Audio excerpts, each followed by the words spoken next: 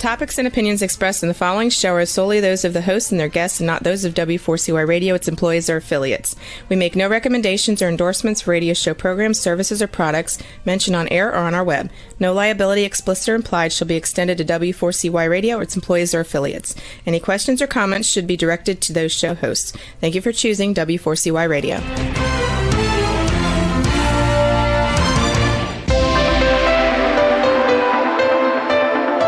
Churchill said, "Those who fail to learn from history are condemned to repeat it."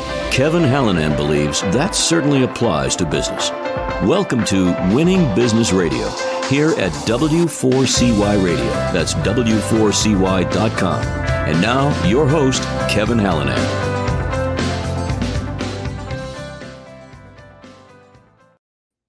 Thanks for joining in today. I'm Kevin Hallinan, and welcome back to Winning Business Radio, now Winning Business TV on W4CY.com.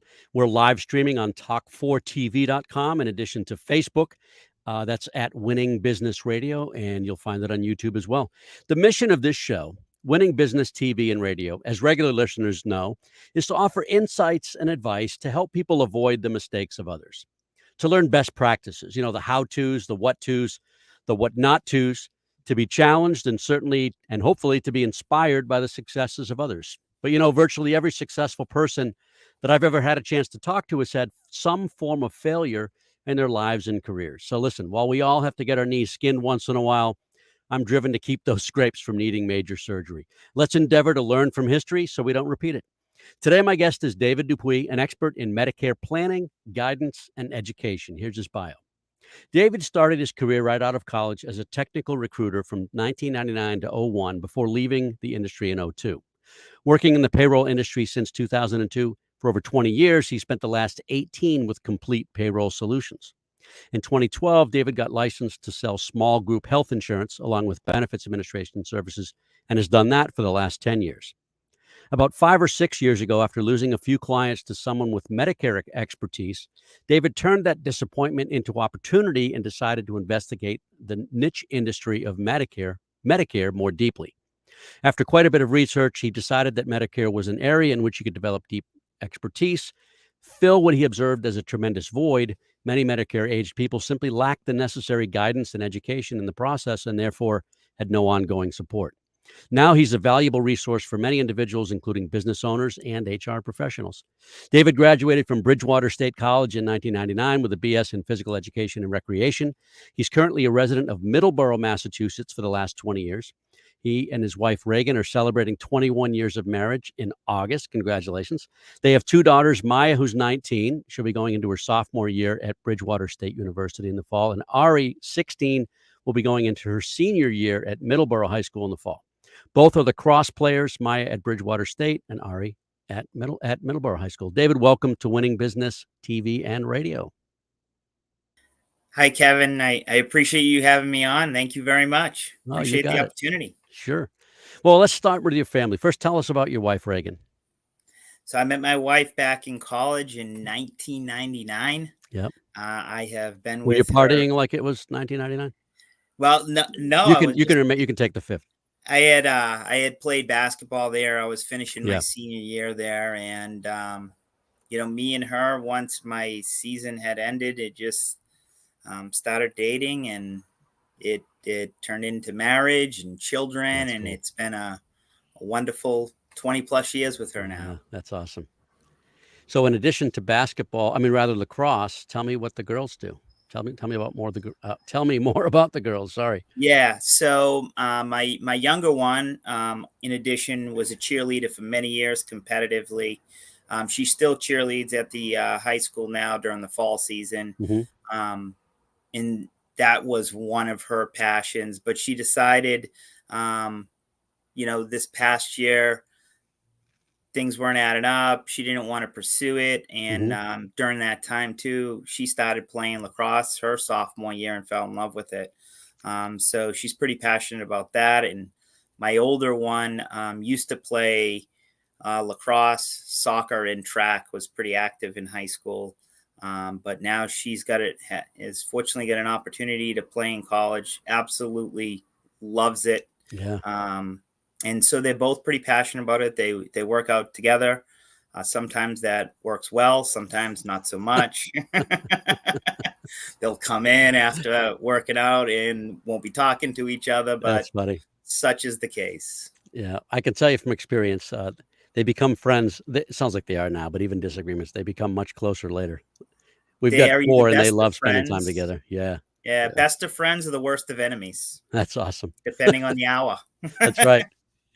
So I always want viewers and listeners to learn the backgrounds of guests. So you grew up in East Bridgewater, right? Yes. So Yep. we have listeners from all over the place, a lot of outside of Massachusetts and even New England. Describe the town and tell us about that upbringing, your upbringing. Yeah, East Bridgewater is a very small town. I Hmm. think my graduating class had less than 200 kids in it. As comparison, my wife grew up in New Bedford, and there was like hundreds in hers. I Yeah, think a little less yeah. than 1,000. So very small town, close. You get to know everybody. Hmm. Still very dear friends with a number of people from town, and it was enjoyable growing up, and it was fun. And there were good people in that town, still Mm. are, and some still live there. Others have spread out, but I still keep my connections there. Do you have siblings? I do. I have a sister that's 2 years younger. Hmm. And you spend a lot of time with your sister, I'm sure. Is she an athlete as well? My sister's not an athlete. She's in IT. Oh, yeah. She's in QA. Her family and her live in Mansfield. She's got an older son and younger daughter. Cool. And how about your parents? Did they work? Both work? Yeah, my father was an SVP at Fidelity Hmm. before he retired. He retired about 8 to 10 years ago. Hmm. And mom used to work throughout that time when dad retired. Mom hasn't been working, and they too can be the best of friends and the worst of enemies that time. They spend so much time together. I've said this many times just to be funny. One of my aspirations, uh, one of my funny aspirations is my only problem is to wake up in the morning and figure out which Dunkin' Donuts to sit at with my buddies, right? You know those guys? Yeah. Every Yeah. Dunkin' Donuts has a crew at like 6 o'clock in the morning. It's so funny.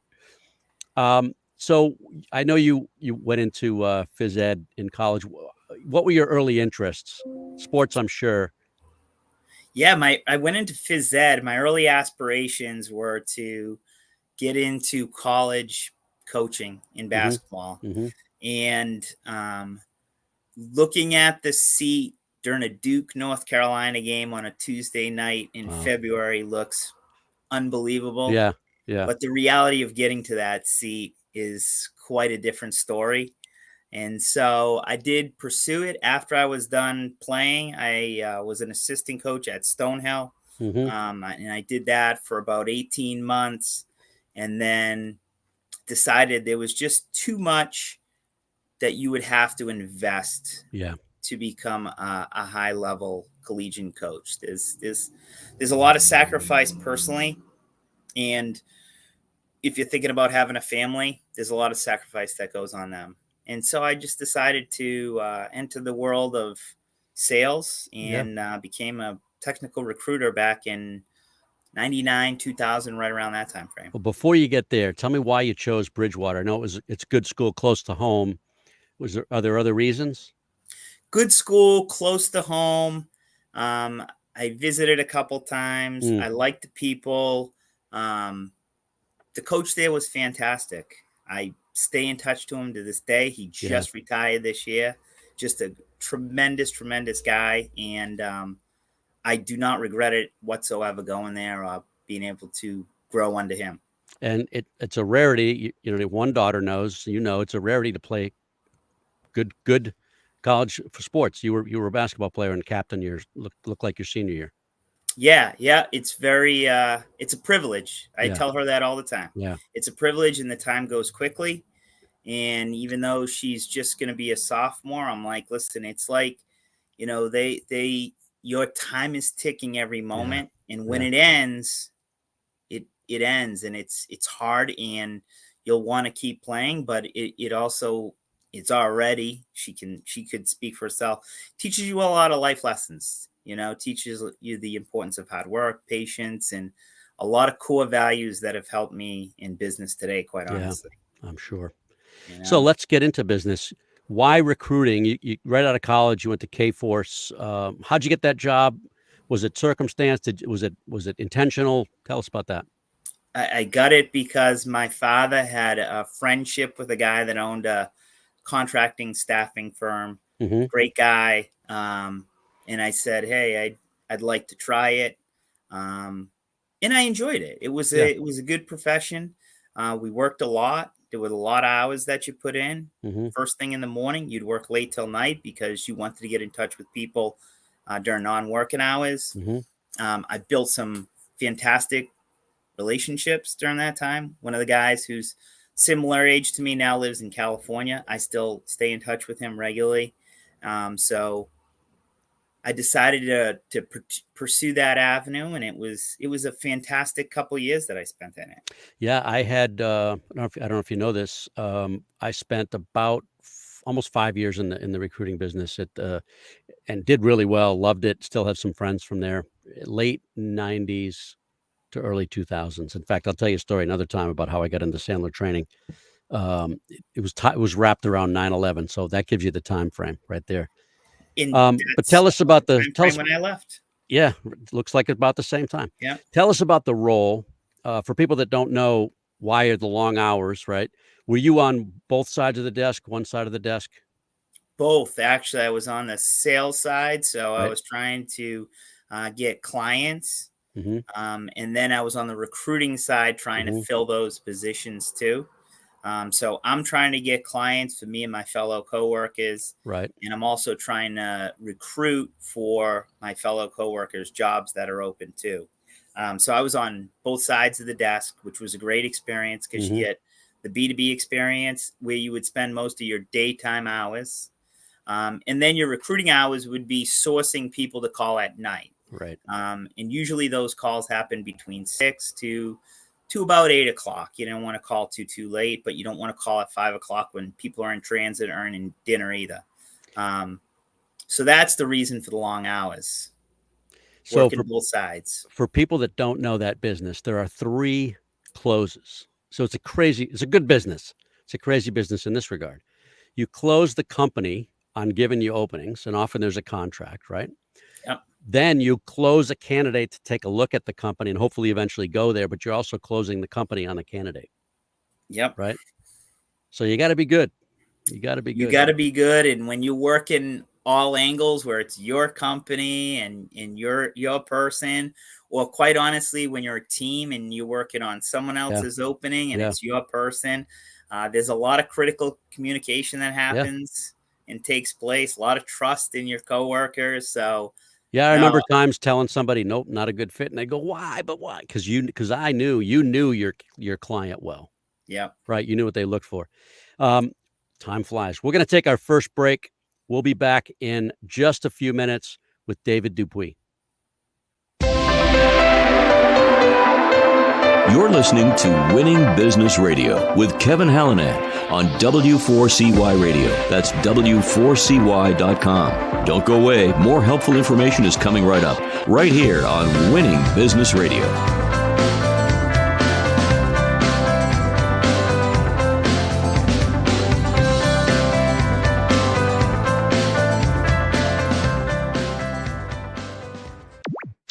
Hey everyone, I'm Jimmy Star, the king of cool and your host of the Jimmy Star Show, the entertainment radio show for all you cool and unique people looking to get a behind-the-scenes peek at what's going on in the entertainment industry. Listen in as me and my cool crowd of co-hosts bring you celebrity guests, new music, and the good times in fashion, entertainment, and pop culture. Right, everybody? Right! Tune in live Wednesdays at 3 p.m. Eastern on W4CY.com.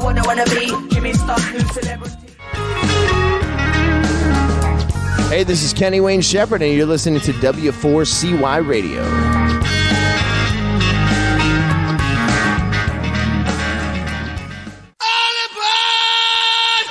Hey, this is Rebel Medler. Join me for In Your Face on W4CY.com, Tuesdays at 2 p.m. Eastern Standard Time.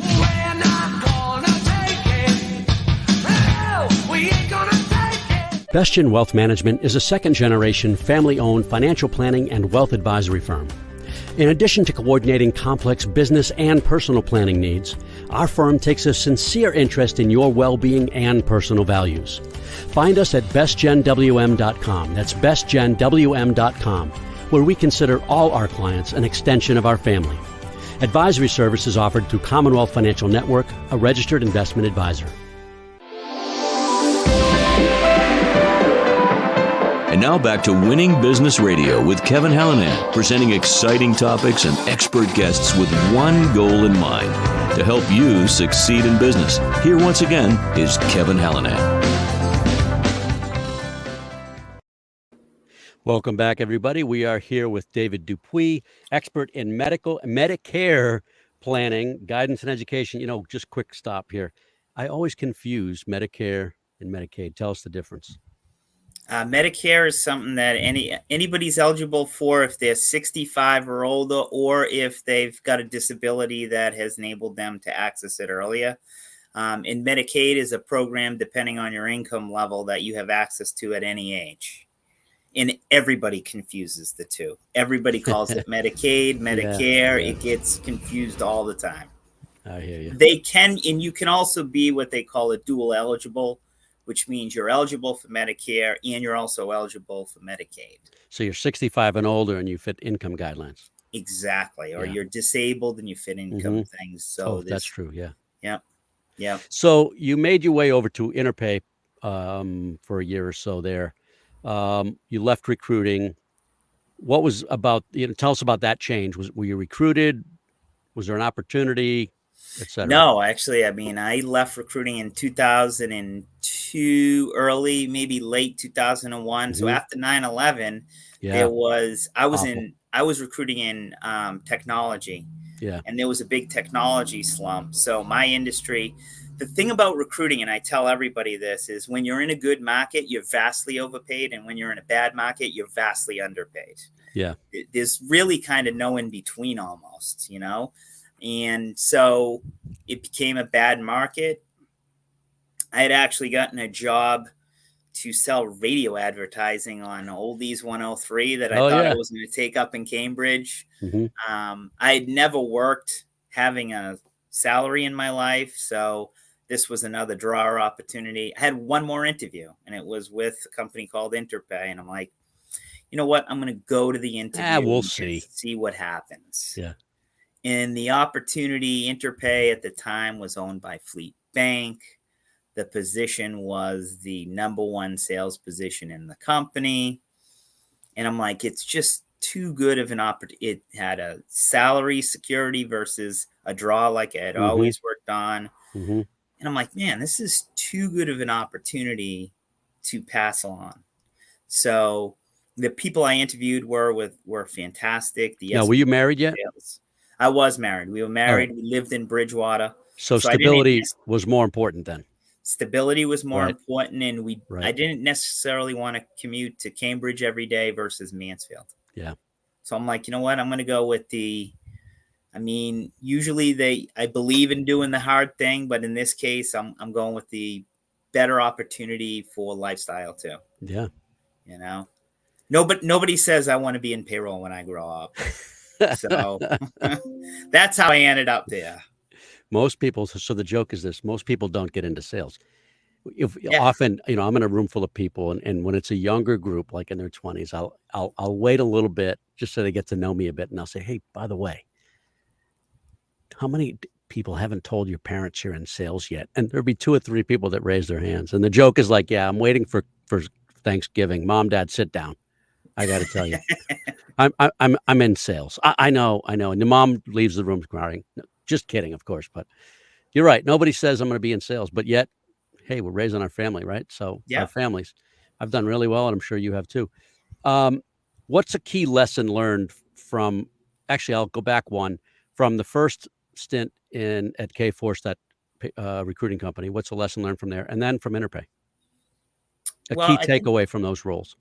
I think the lesson learned from there, or the key takeaway, is just, no matter how good things seem, or no matter how bad things seem, everything's going to change, for better or worse. Nothing's going to stay stagnant. Nothing's going to always be good. Nothing's always going to be bad. And then, the other lesson is you create your own luck. So if it's going good, you cannot, rest on your laurels. And if it's going bad, then continue to put your head down and think of different ways to be effective. I have learned that you can't just work your way out. I'll work harder. You got to work smarter too, because doing the same thing and getting the same results doesn't benefit anyone either. I've used that quote for 20 plus years. Most of that time believing it was accredited to Einstein. Turns out it wasn't, although most people say it's Einstein's definition of insanity. He probably repeated insanity, yes. Yeah, exactly. Right. So back to the staffing industry, a company called OS3 for a couple of years. Why that change? Two good friends of mine, too good of an opportunity. They were doing fantastic. Yep. Two tremendous guys who I really respected and learned a lot from. Senior level guys, and the market was fantastic again. And then that was in 07, 08, and here I am in 2008, and instead of IT people, I'm getting hedge fund managers and the financial people and the majority good of the news, business. Bad news. Yep. And then we hit the housing recession. So again, here it is, reality, and I'm like, oh no, I'm going back to stability. Yeah, back to what you knew, back to the payroll business, right? Yep. And although you've changed, you've still been in that space. Yeah. Yep. Still in that space. And it's a good space to be in. I mean, except recently it's a highly, highly competitive space versus from when I started. The number of payroll providers out there today, it's a very saturated market. And there are some online players too. The red ocean, blue ocean, and the more competitive it is, it's a red ocean. This is as red as it gets. You work with companies of all sizes, from startups to 2,000 plus. I think from the bio you sent me. Yep, right? Small as one to is a couple thousand. So you spent just a good amount of time, I'm assuming, just selling payroll and related services. Yeah, correct. And then about 12 years ago, I was like, well, I could add on and add a different skill set here and have a conversation from a different angle. That's when I started doing the small group health insurance and the Ben admin. It was a different division in the company. And the beautiful thing is they've allowed me to prosper and grow, always with a blessing. Always show us that you can do it, though. They've always said that to me. Hey, go show us you can do it, and then we'll let you do it.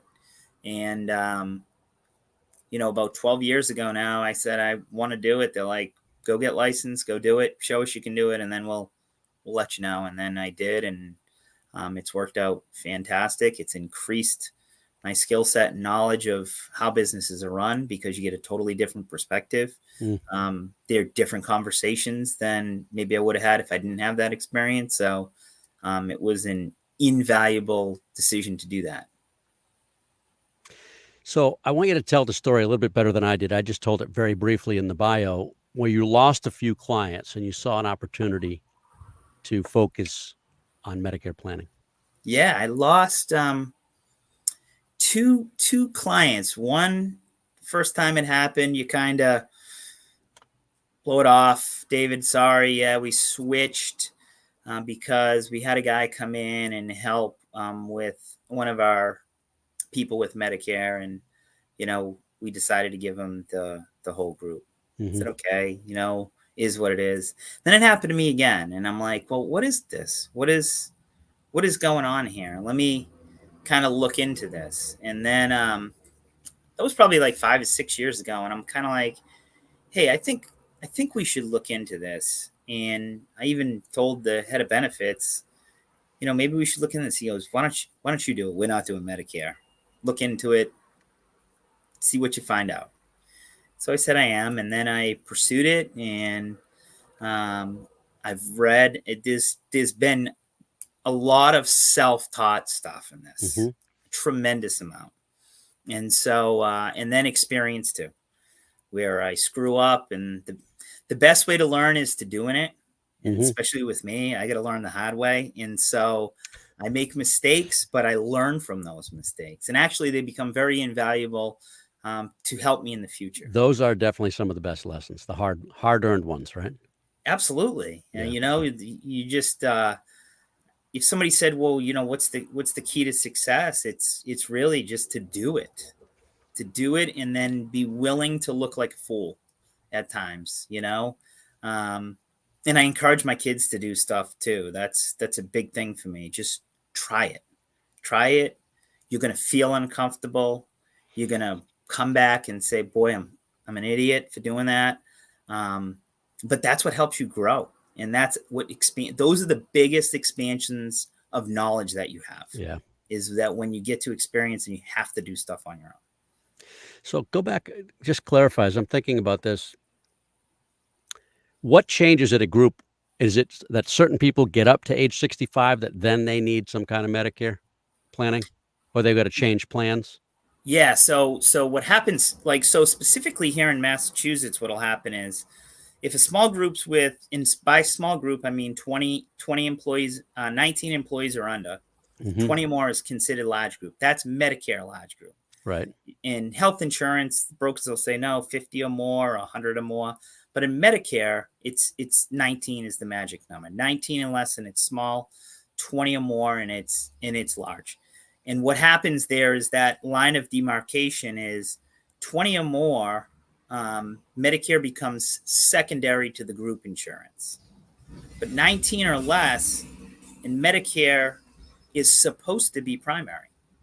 Now, some insurance companies will allow people to go, but like here in Massachusetts, somebody like a Blue Cross Blue Shield will say, hey, see you later. You got to go get Medicare. Now you can have one of their group Medicare plans and get it that way, but you still have to enroll in parts A and B and pursue it that way. And so those people need guidance and help on how to do that, to take them through that. Are they basically, I mean, I'm sure this isn't the technical term, but are they basically kicked off of the regular plan?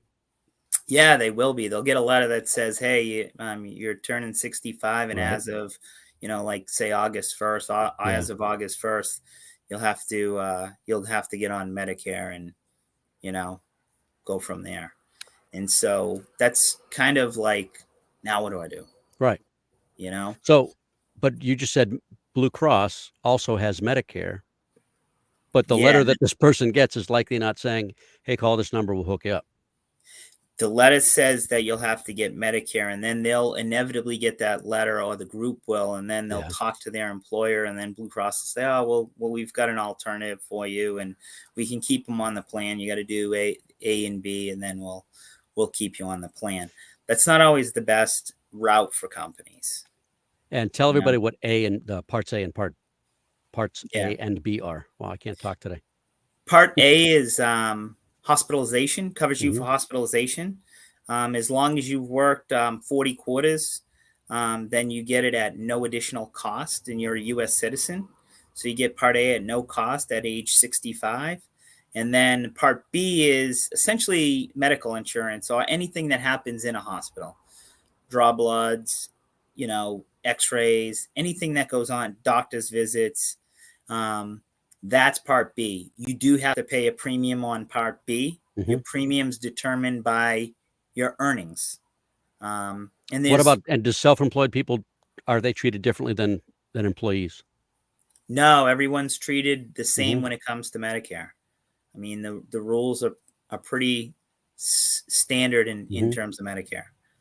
Doesn't matter if and they're all individual. So it's not, the only thing that does happen is your earnings, if you file a joint return for Part B, will be based on your joint earnings.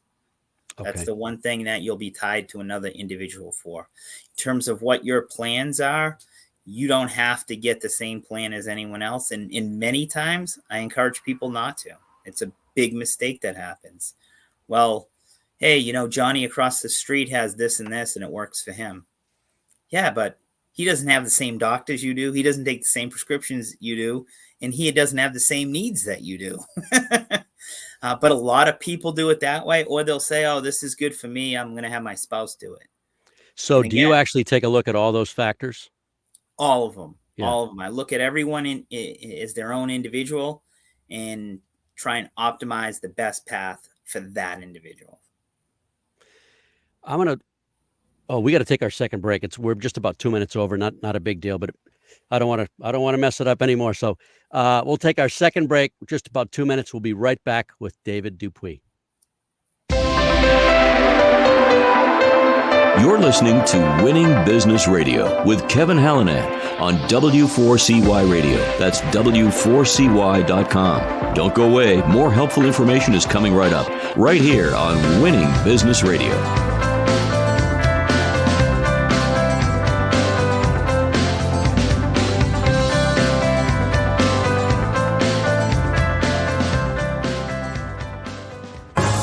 Have you ever dreamed of having your own radio show?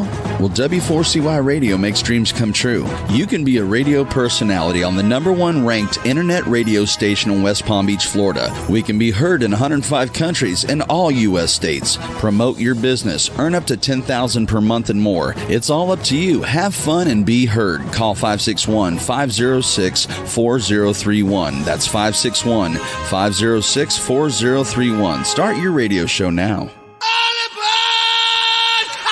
This is Rebel Medler. Join me for In Your Face on W4CY.com, Tuesdays at 2 p.m. Eastern Standard Time.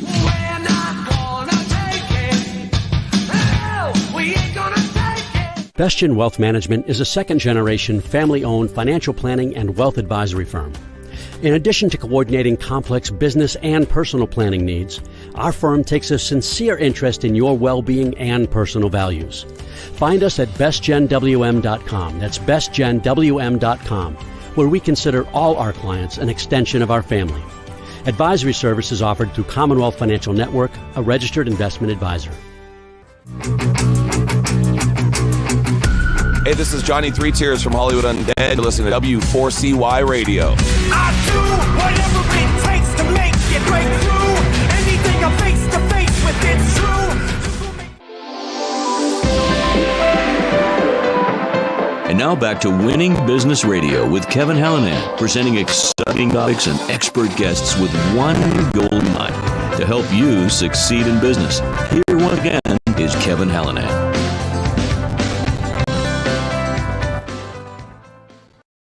We're back with David Dupuy Jr., an expert in Medicare planning, guidance, and education.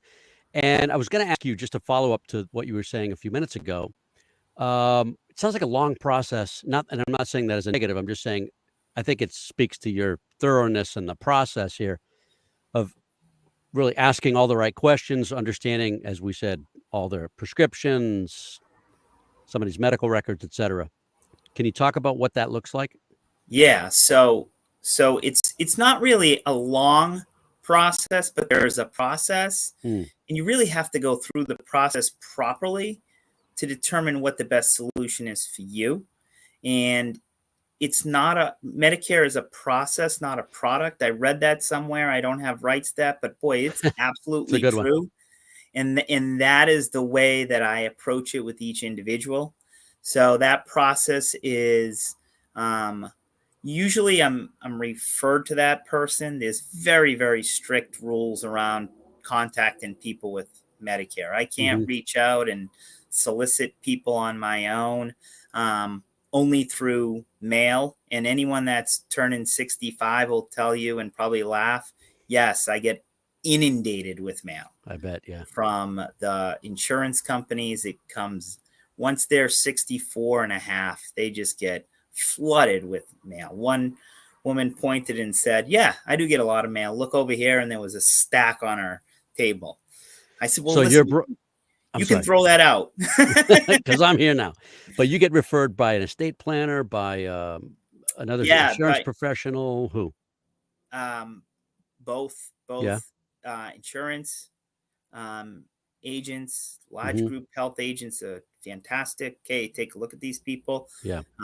If you're with a large company, you cannot force anyone off their plan, nor can you entice them to go on their plan.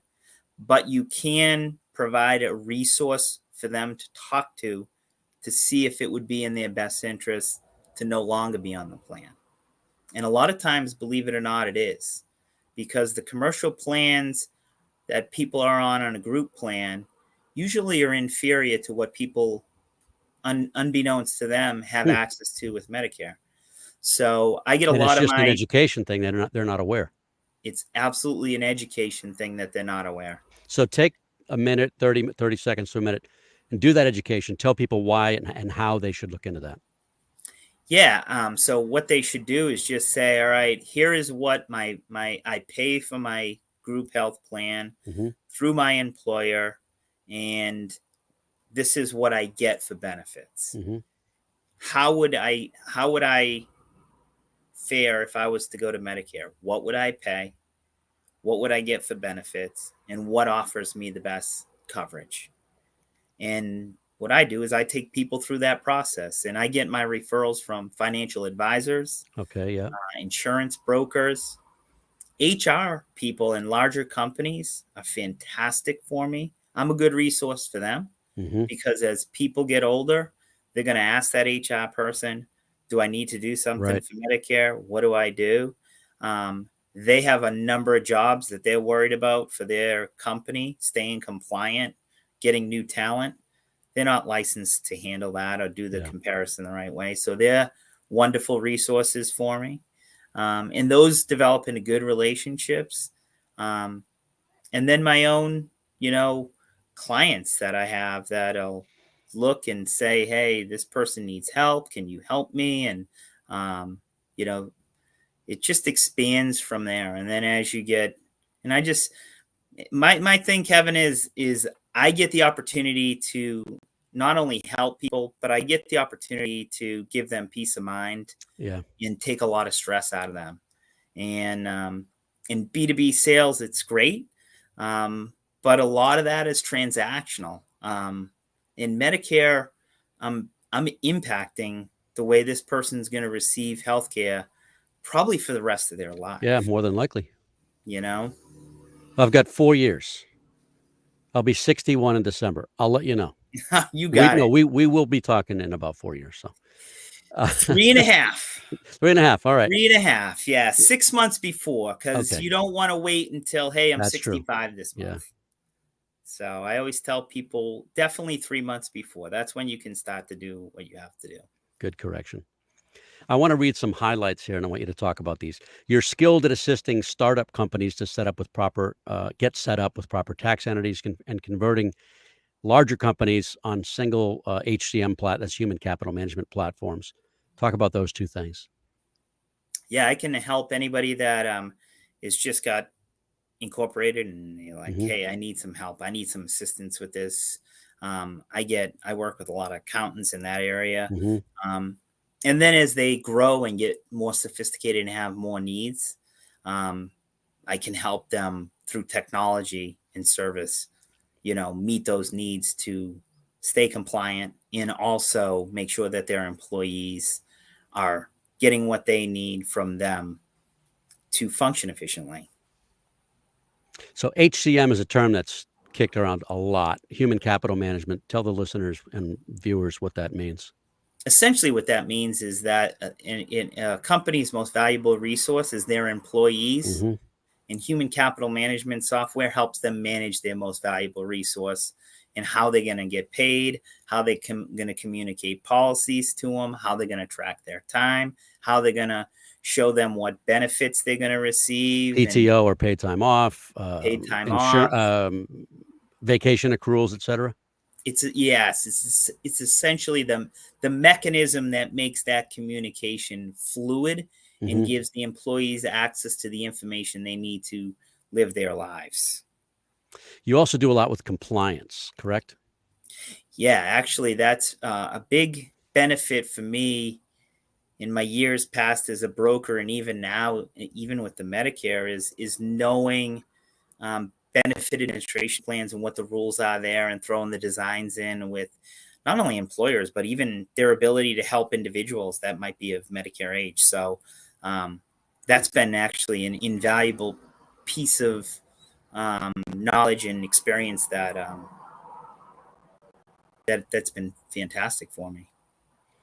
Let's see. You certify annually. I want you to explain this with America's Health Insurance Plans. You've been doing that for a number of years. Talk about that. Yeah, AHIP every year in July, actually, end of June now. They even get it to us earlier. Everybody that sells Medicare has to take a federal test. Mm-hmm.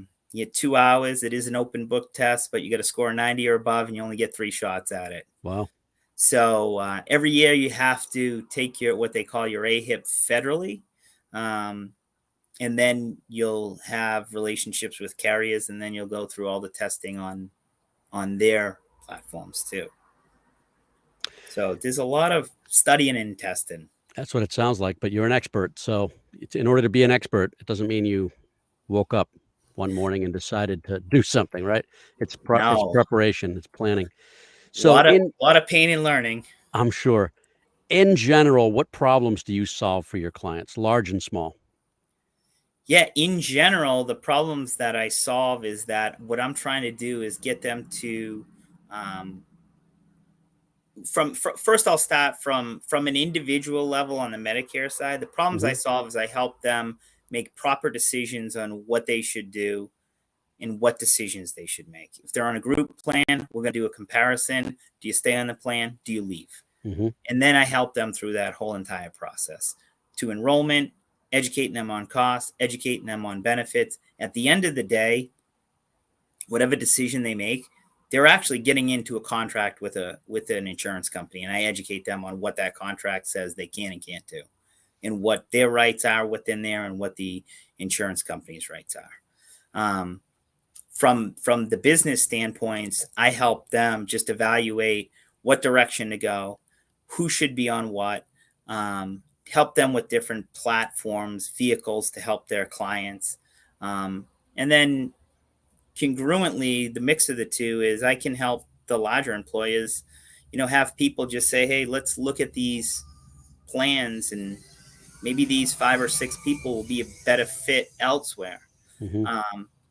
And a broker said, hey, can you take a look at this, group, and they've got like 6 people. And I talked to them, and their renewal was that month. And they said, it only made a 1% difference. And I'm like, no, you got to give it time. I ended up getting 5 of the 6. And then I sent the math back and said, this is what happened. The employer is going to save $28,000 in premiums.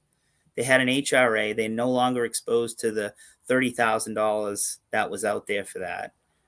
It's much more than 1%. And you'll see on their next renewal the impact, because we were only able to get 1 or 2 done beforehand. And so that's what I help companies do too. I wasn't going to ask this question, but the more I'm listening to you, I want to ask, because it sounds like you're in front of, you're at clients a fair amount. How did the pandemic affect you and or your clients? Yeah, I got to say that it kind of, the virtual stuff, and it kind of benefited, because compliance wise, you would actually have to go out early on a Saturday, late, sign paperwork, get it in within 24 hours. Now I can do it virtually with you, electronic signatures. It made everything far, far easier and convenient. So in even with the payroll and everything else, I mean, quite honestly, your ability to do things online, I enjoy being in front of people, quite honestly, but it's been a good tool to cut down on travel time. Yeah. And with today's gas prices, it's like, I know, you want to meet live or not? Is it all right if we meet Zoom? Sure. And so we can do demos, stuff like that via Zoom and talk. And so it's technology wise, it's helped, and it's helped acclimate people that might have been very passive about using technology. So, but the interesting thing is you're dealing with people that are 64-ish, right? Yeah. some of whom may not be real comfortable with technology, but Zoom is simple.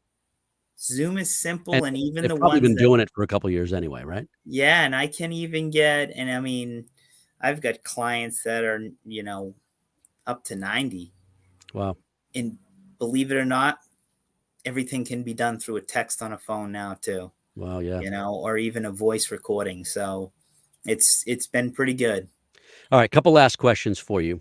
What are you most proud of at this point in your career? Ooh, good and question. the layup answer, how do you like that basketball reference? The layup answers your family, your girls. We know you're proud of them. Career-wise. I would say the thing that I'm most proud of is the number of people that in one way or another that I've been able to help. Yeah. Quite honestly, that's given me the most fulfillment of anything is when you help people depending on what their circumstance is, and they're like, hey, I really appreciate your help. That gives me the most fulfillment, and it's the thing I'm most proud of is putting people in better positions than they were when they met me. All right, so I couldn't have done that better. It wasn't even my fault, but that's an awesome segue into you're using a passion in helping people. You're a basketball official with Special Olympics, which I think is just awesome. So tell everybody about that experience. Yeah, so I officiate basketball. I've done that for the past, I think I'm over a decade now doing that. Yep. I like I said, I wanted to coach. I couldn't. It's very time consuming. Right. Wanted to stay close to the game. So I said, you know what? I'm going to officiate. I could make a little money doing it. I don't do it for the money. Yep. But then every year our board asks us to, will somebody help and do the Special Olympics and officiate those games. And I've done that for a number of years. And boy, it's really fun when you do it to see I can imagine. them and the way that they celebrate and how happy they are. So yeah, that's something that I try and do every year based on my schedule. Outstanding. I love it. Love it. So what is the best way for people to get in touch with you, David?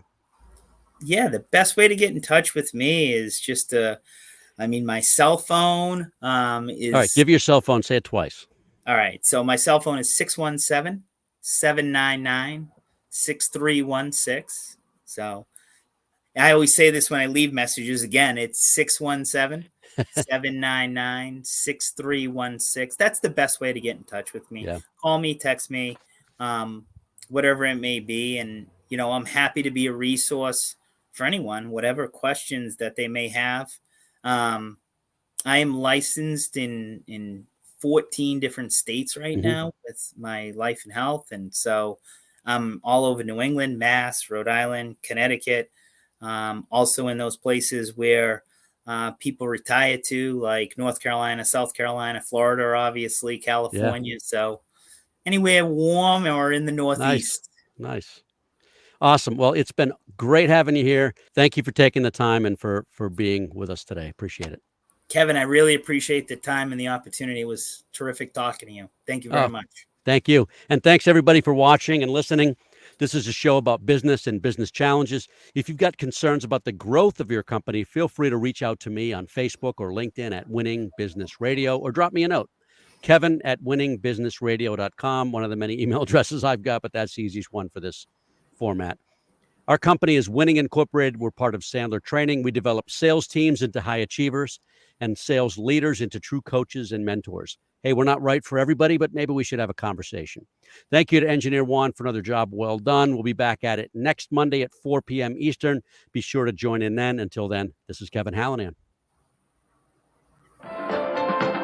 You've been listening to Winning Business Radio with your host, Kevin Hallinan. If you missed any part of this episode, the podcast is available on Talk4 Podcasting and iHeartRadio. For more information and questions, go to winningbusinessradio.com or check us out on social media. Tune in again next week and every Monday at 4 p.m. Eastern Time to listen live to Winning Business Radio on W4CY Radio, W4CY.com. Until then, let's succeed where others have failed and win in business with Kevin Hallinan and Winning Business Radio.